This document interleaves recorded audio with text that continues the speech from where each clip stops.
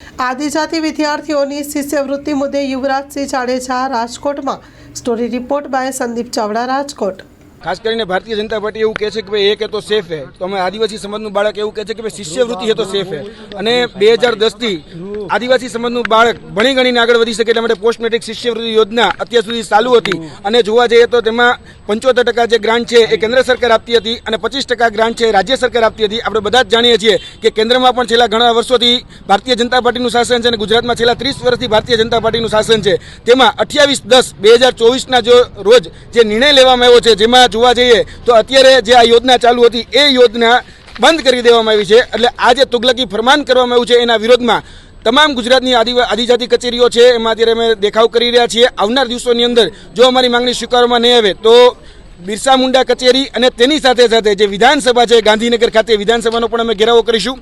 કેમ કે આ સૌરાષ્ટ્રમાં જ એટલા માટે છીએ કે 10,000 કરતાં બાળકો આદિજાતિ સમાજને એવા છે કે જે અત્યારે ભણી ગણીને આગળ વધવા માટે પ્રયત્ન કરી રહ્યા છે, પરંતુ જે આ નિર્ણય લેવામાં આવ્યો છે એ નિર્ણય 28/10 એટલે કે સંસ્થાઓની જે પ્રવેશ પ્રક્રિયા છે એ પ્રવેશ પ્રક્રિયા પૂર્ણ થઈ ગયા બાદ લેવામાં આવ્યો છે। અને હવે વિદ્યાર્થીઓ પાસે ફીની માંગણી કરવામાં આવી છે, તો વિદ્યાર્થીઓ ફી ભરે ક્યાંથી? એટલે આ તુગલકી ફરમાન છે જે પ્રવેશ પ્રક્રિયા પૂર્ણ થઈ ગયા બાદ કરવામાં આવેલું છે। અને વિદ્યાર્થીઓ અત્યારે ક્યાંક ને ક્યાંક કહેવામાં આવ્યું છે જે પણ સંસ્થાનો છે એ સંસ્થાનો એને પ્રેશર કરી રહી છે કે તાત્કાલિક ધોરણે ફી ભરો। હવે વિદ્યાર્થી ફી નથી એટલા માટે તો શિષ્યવૃત્તિ લઈને આગળ ભણતો હોય છે, પરંતુ અત્યારે ક્યાંક ને ક્યાંક સરકારની જે માનસિકતા છે એ આદિવાસી સમાજના વિરોધની હોય એવું આ ફરમાનથી સ્પષ્ટ થાય છે।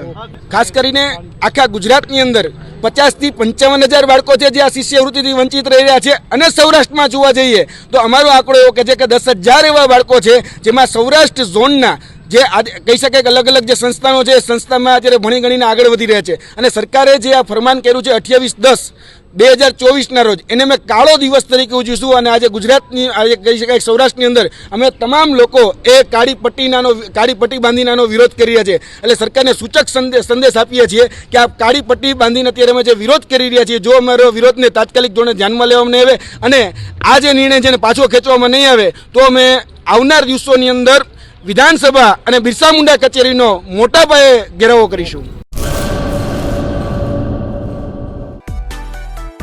માં motor driving, safe and sure driving.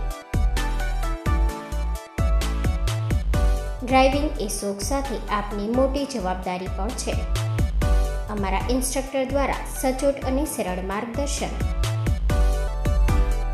આપની રોજની તાલીમની માહિતી મેળવીને શું અધુરાશ છે એના ઉપર પૂરું ફોકસ કરાય છે।